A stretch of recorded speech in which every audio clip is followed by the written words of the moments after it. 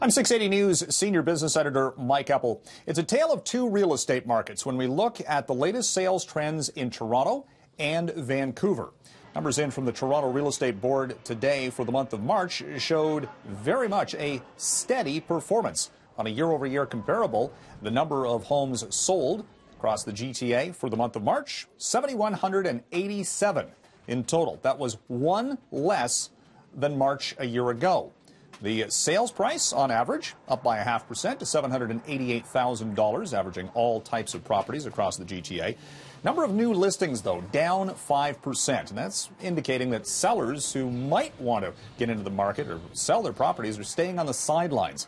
That, in turn, is keeping demand and supply at, again, on the buying side, making it a little bit more difficult to find available homes to purchase. The Toronto Real Estate Board also calling again on the federal government to loosen up on some of those mortgage stress test rules. Vancouver, meantime, saw March sales tumble 31.5% on a year-over-year comparable. Big-time slowdown in the one-time hottest real estate market in the land. Prices down comparably year-over-year by 10% to an average $1.4 million. Still elevated, but the local real estate board in Vancouver, again, blaming government intervention in overreacting in the local market. And the number of new listings, meantime, up sharply by more than 10%.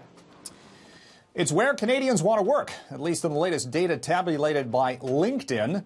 The top searches for job openings and employee retention for Canadian companies in 2019, big Canadian banks. In fact, 7 of the top 10 Canadian top employers were in the financial services sector, headed up by the RBC.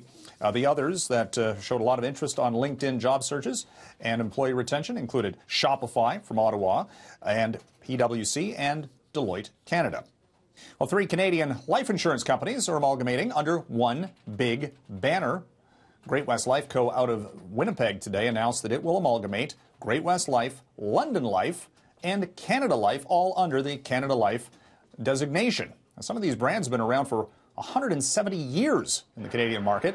Great-West Life, though, saying this just simplifies the structure of the company, and it will not result in any job losses for the more than 11,000 employees employed by this big company out of Winnipeg. They'll keep 5 offices across the country. Hudson's Bay quarterly earnings showing, well, more weakness for Canada's oldest retail brand.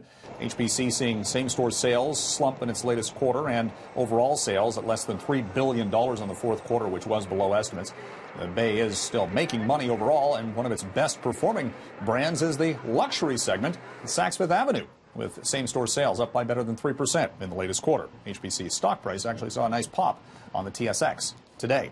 And Roots, the iconic Canadian clothing retail brand, also in with fourth quarter results today. A little less profit on a year-over-year comparison, $18.5 million overall. But its same-store sales growth, a key designation for retail spending trends, rose by more than 3%. And Roots shares saw a little bit of buying interest on Bay Street as well. From the 680 Newsroom, I'm Mike Eppel for City News.